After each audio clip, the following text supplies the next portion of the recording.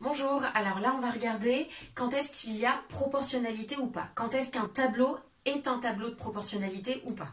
Donc on revient pour mes sixièmes à la situation des fraises tagada ou des crocodiles. On voulait savoir si la quantité qu'on achetait, est-ce qu'on allait avoir un prix proportionnel à cette quantité. Donc là par exemple on a répertorié deux grandeurs. Alors on pourrait associer ça à une masse en kilogrammes et un prix en euros. Et on cherche à savoir s'il y a proportionnalité ou pas. Je regarde, dans 12, combien de fois 3? L'opération qui correspond à combien de fois j'ai 3 dans 12, c'est le partage de 12 en 3, c'est donc la division.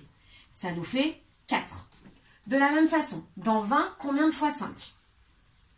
Dans 20, combien de fois 5? 4 fois aussi. Dans 32, combien de fois 8? Ça y va, 4 fois. Donc ça veut donc dire qu'à chaque fois, on est passé de cette grandeur à celle-ci en multipliant par 4. On peut donc dire que ces deux grandeurs sont proportionnelles, puisque je passe de l'une à l'autre en multipliant par 4, ou alors en divisant par 4.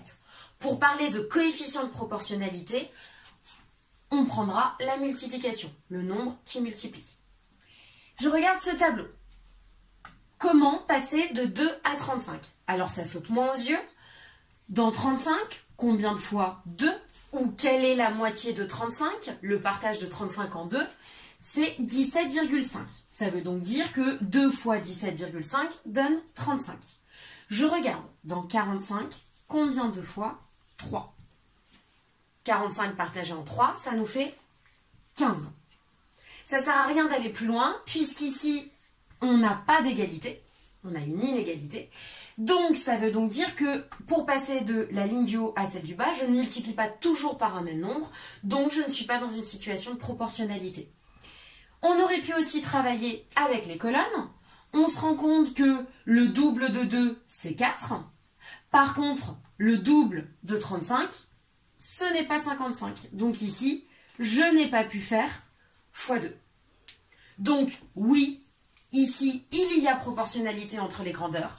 Ici, il n'y a pas proportionnalité.